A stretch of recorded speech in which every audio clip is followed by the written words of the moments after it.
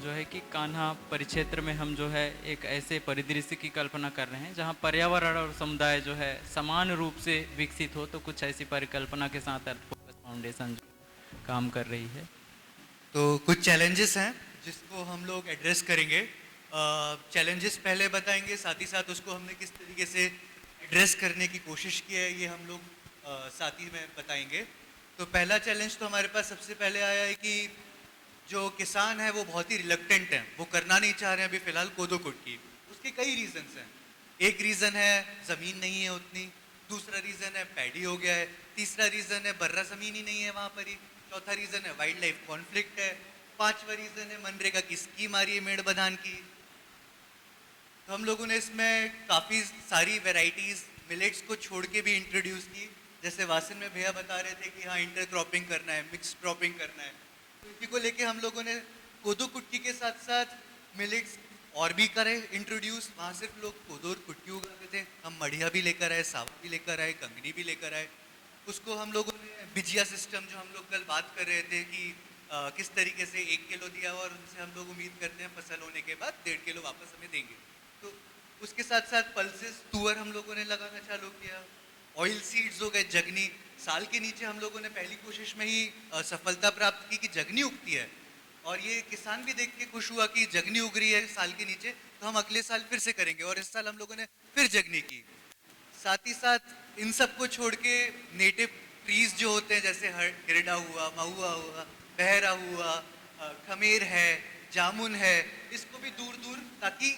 थोड़ी देर पहले बता रहे थे भैया कि उसका इंटरेक्शन कम रहता है बर्रा जमीन पे जाने का, वो थोड़े ही कम टाइम के लिए जाता है, तो किस तरीके से हम उसका इंटरेक्शन बढ़ाएं, तो हमने इंटरक्रॉपिंग करना चालू किया। फिर किशन भैया अभी बीच में बोले कि जवाहर बाड़ी हम लोगों ने लगाना चालू किया। बर्रा जमीन पे हम लोगों ने हर एक किसान, जैसे हमारे पास 10 किसान है,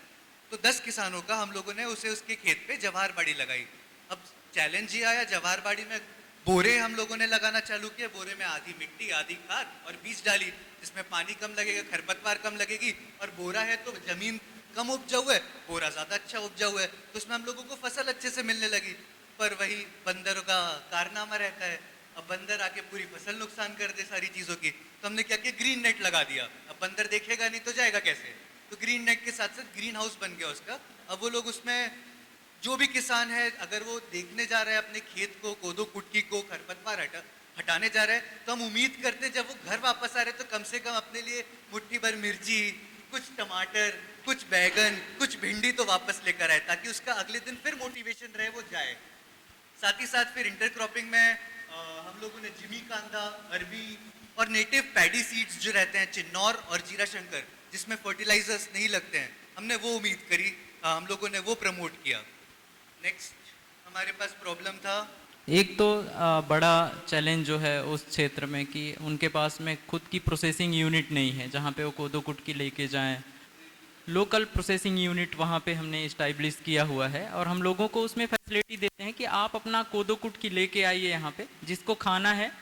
कुछ मिनिमम कॉस्ट हैं जैसे बिजली के हैं और फिर कुछ चीज़ें हैं, वो मिनिमम कॉस्ट लगभग 5 रुपीज़ पर केजी या 3 रुपीज़ पर केजी हमने निर्धारित कर दिया है कि आप जो है यहाँ पे दीजिए और अपना कोदो कुटकी प्रोसेस करके आप खुद खाइए, और आपको जहाँ बेचना है वो आप बेचिए, उस पर आपकी स्वतंत्रता है। पे मशीनरी पे ज़्यादा फोकस है क्योंकि हम 3-4 महीना से इस चीज़ को थोड़ा सा फेस कर रहे हैं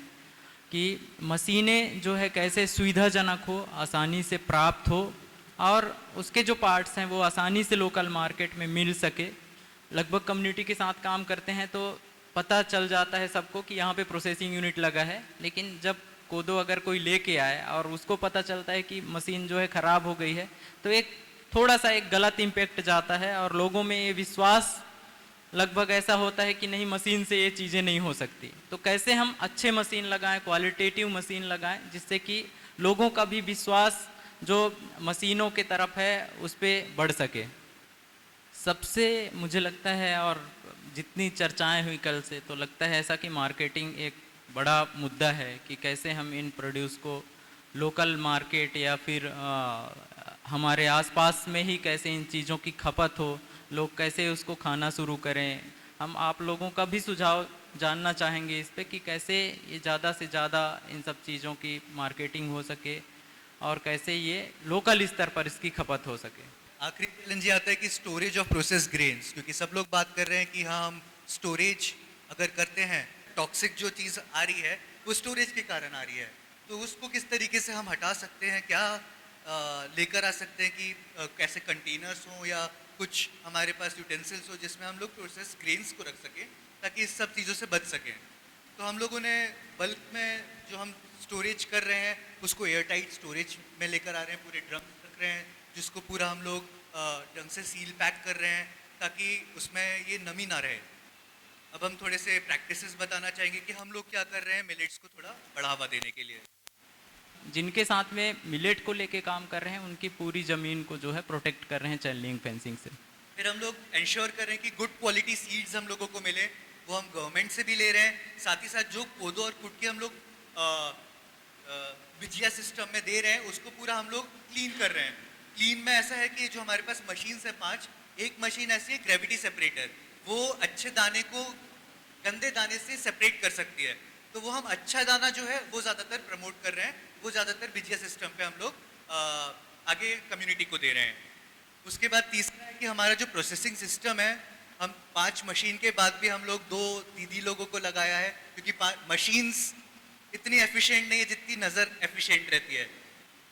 मिलेट प्रोसेसिंग की जो टेक्निक हमारे पास में है तो हम उसको 5 चरण में जो है हम कर रहे हैं। तो सबसे पहला जो हमारे पास में एक मशीन है जिसमें प्री क्लीनिंग मशीन है, ये प्री क्लीनिंग मशीन पहले चरण में हमारे जो उसमें कुछ पुआल आ गए या फिर लकड़ी आ गए, मिट्टी आ गए, उसको पहले चरण में जो है हम साफ करते हैं। उसके बाद डी स्टोनिंग मशीन है जिसमें हम थोड़ा सा इंश्योर कर रहे हैं कि उसमें जो छोटे से छोटे कंकड़ पत्थर हो वो कैसे हट जाए वहाँ से। उसके बाद डी हलिंग कर रहे हैं हम उसको कोदो से कोदई बनाने के लिए, उसका चावल बनाने के लिए। चौथा हमारा सेपरेशन एंड ग्रेडिंग मशीन है जिस पे हम ग्रेडिंग करते हैं चावल का कि उसमें प्रोसेस करने के बाद में भी उसमें जो कोदो रह जाता है वो चावल और कोदो कैसे अलग हो। लास्ट में हम उपयोग करते हैं कि वहाँ के जो लोकल मतलब लोग हैं, समुदाय है हमारा, इस पे कैसे इंगेज हो। तो हम वहाँ के महिलाओं को, एसएचजी के महिलाओं को वहाँ लाके और फिर वो लोग फिर लास्ट में हाथ से सफाई करते हैं। तो हम थोड़ा सा पूरा इंश्योर कर रहे हैं कि कैसे मशीन से तो कर ही रहे हैं, साथ में जो देसी पद्धति से वो हाथ में सूपा में रख के, परात में रख के जैसे वो साफ सफाई करते थे, तो वो प्रक्रिया भी हो ताकि कम से कम उसमें जो है मिट्टी और कंकड़ रह जाए। तो ये प्रक्रिया हम करते हैं। तो बस इतना ही कहूँगा, धन्यवाद।